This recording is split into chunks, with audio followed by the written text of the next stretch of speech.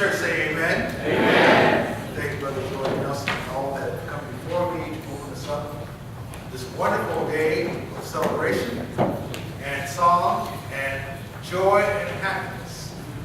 Now, I'm going to try to do the very best that I can to follow that tough act of this proceeding. My theme this morning, or my presentation this morning, will be on get out of the boat. Get out of the boat. And here we are, church, the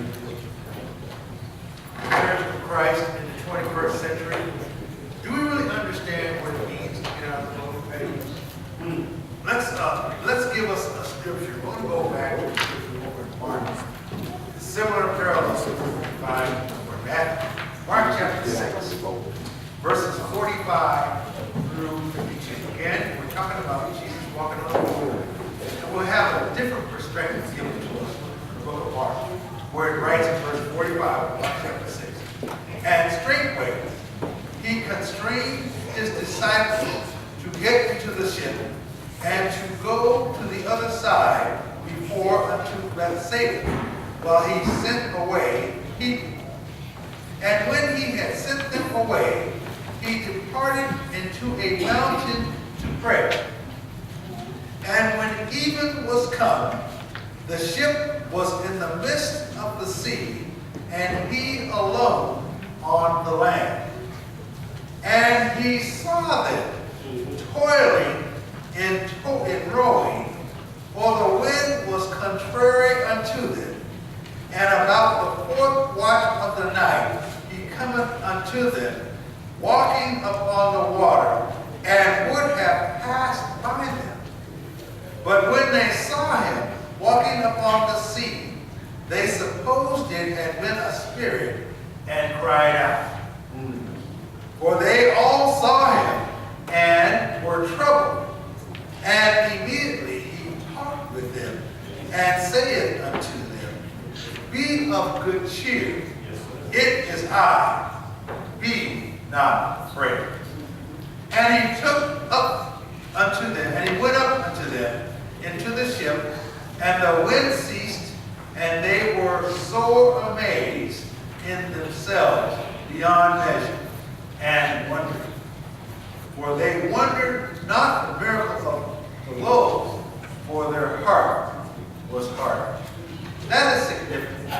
Thank you so much, and I pray. Let's go to God this morning for us. Father God, I thank you for this day that you've given me, Lord. Thank you for, Father, for this time that you give me to share a portion of your word with those that will hear it. Father, please allow your spirit to speak to the Father, to guide me in all truth and understanding those things that I have learned and I have studied, and I can give a very recollection of those things to share with others. Father, thank you so much for your spirit. Continue to guide me to all things that we ask in Jesus' name. Pray. Give thanks. Amen. In the understanding of getting out of the boat, one of the things that we want to understand is the boat represents the safety that we are all accustomed to. As we notice in the other scriptures over in Matthew, Peter was the only one that ventured out of the boat.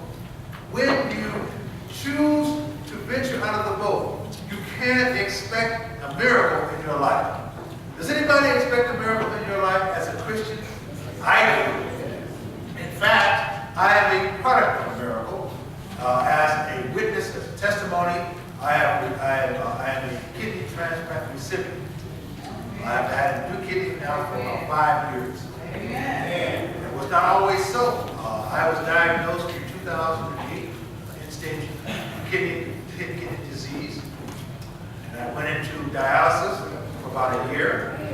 And I was told that the transplant list was about a 2 or 3 year wait. Well, as it turns out, I had suffered from a condition called hepatitis C. It's bad. But because I had hepatitis C, God saw fit to bring me to the front of the line, because guess what? There was a kidney, that there was a hepatitis C kidney that was available even sooner than the 2 years. Yes. Praise God. Yes. So that miracle was given to me, that I was able to walk on the water. That's my testimony this morning. Three things happened in this situation where Peter walked on the water. Jesus walked on the water. Peter walked on the water.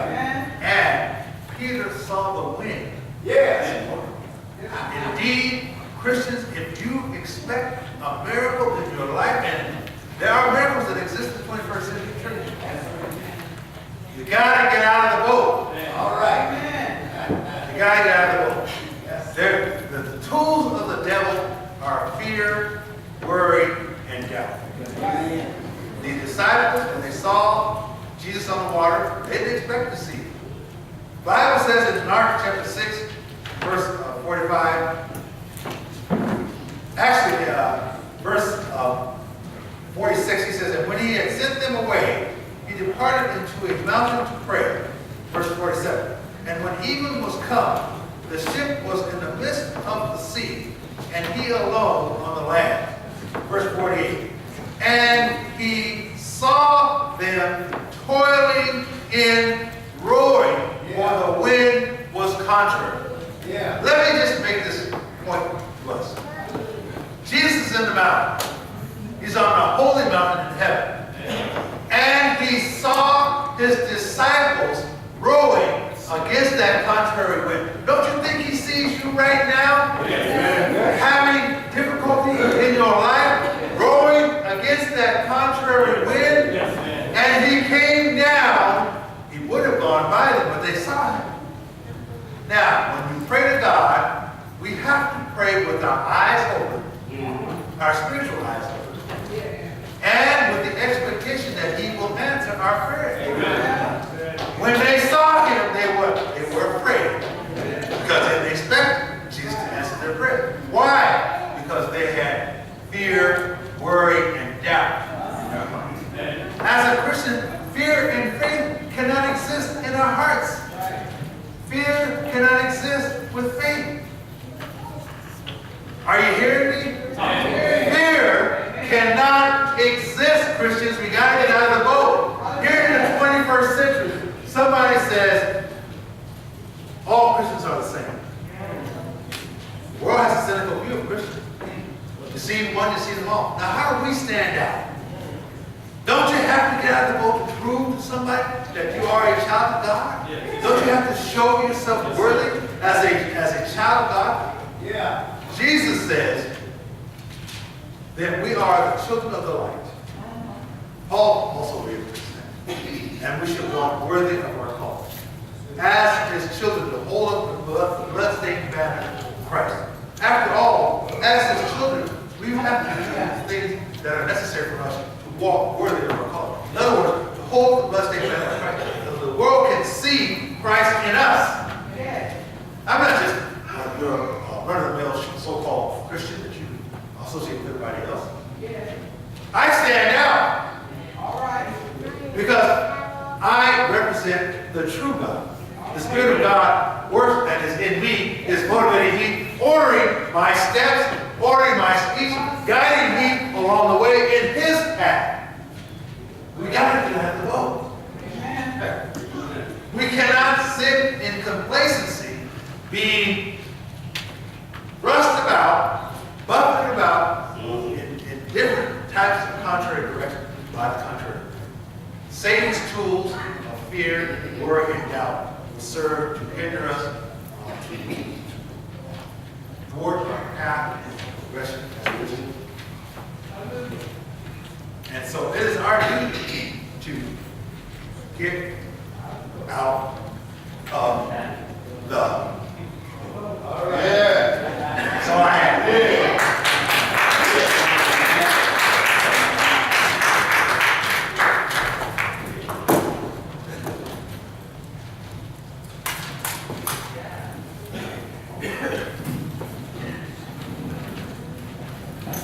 One thing Brother Bridge was, one of the points that he made was that the elders, dynamic message of getting us up here, getting us all started and all charged up and ready to go. I'm here right now to recognize our visitors that we have here. One person is not a visitor, but he's here because he's an old member of the church here, Brother Clovis Jones, also my cousin. And, my wife was doing some research, she's been doing a lot of research on the internet, and she found his mom and his mom's great grandpa and my great grandpa found a picture of him. And so I said, you know, that looks just like his brother.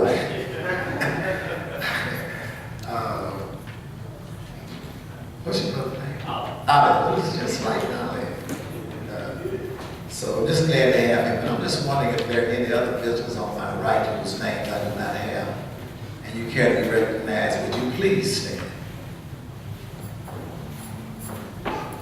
Yes, ma'am. Yes, sir. Yes, in the past, I have been to the Wednesday morning Bible study. I'm originally from Alabama and coming to Denver from Boston, Massachusetts. I was a member of the Church of Christ of Roxbury, and I have been looking for a church home, and now I do feel at home.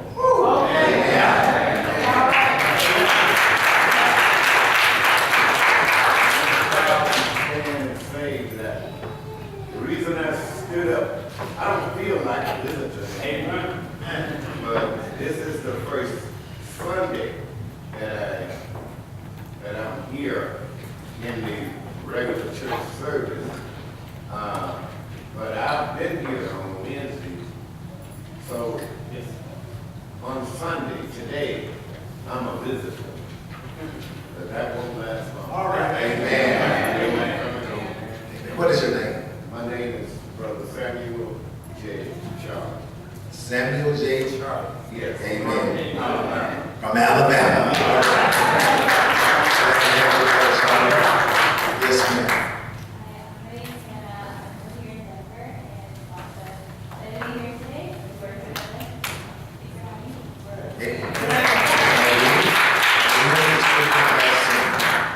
Yes, ma'am, today. My name is Myrna Gurley. I'm from Pearland, West Church of Christ. I don't consider myself a visitor, but I'm glad to be here today because it's Friends and Family Day, and I do consider myself family. Amen. Yes, this is the girl. She's not a visitor. She's a member of East River and Parties. Amen. Are there any guests on my left whose names I do not have? You can be recognized. Would you please stand? Yes, the lady in the chair that you want to see. I want to tell you how the Lord is working. All right. Y'all been praying for me. I've been anointed for years. But in this church, I live at 36 Mhm. and I come here, where I want. Driving out of the house, and learn to turn my car. And I came home. And this is home, and that's where I had it up. And kitchen. And this church knows me. I'm not on this here. These are my cousins.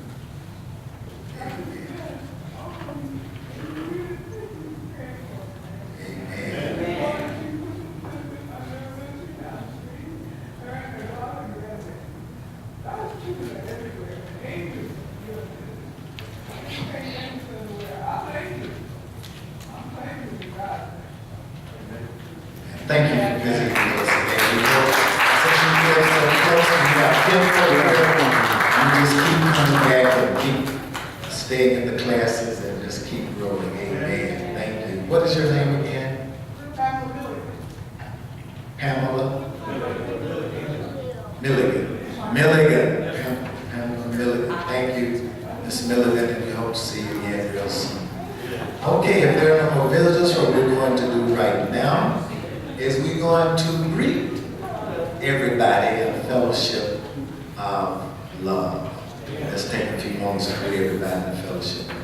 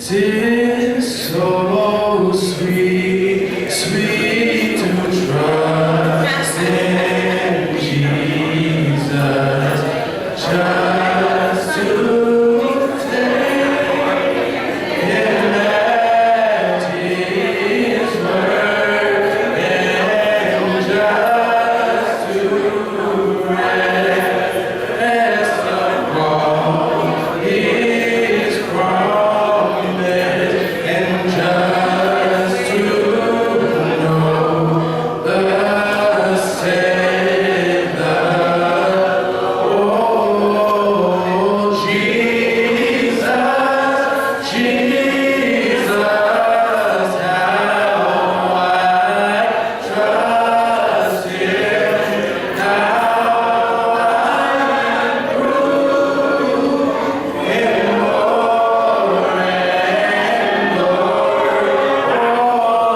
Jesus, Jesus, my precious Jesus, oh, for grace, grace to trust Him more, and I'm so glad that I learned to trust Him more. Precious Jesus, my Savior and friend, and now I know that, Lord, that He, oh Lord, and He will be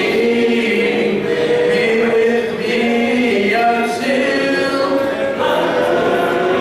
oh Lord, I'm calling Jesus, oh my Jesus, oh my precious, oh I love Him, and how I prove Him more and more.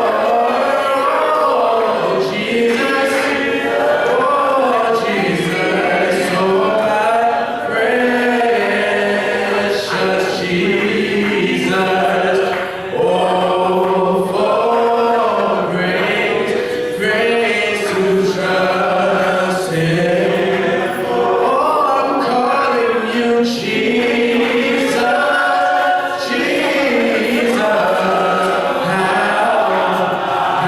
I trust Him, and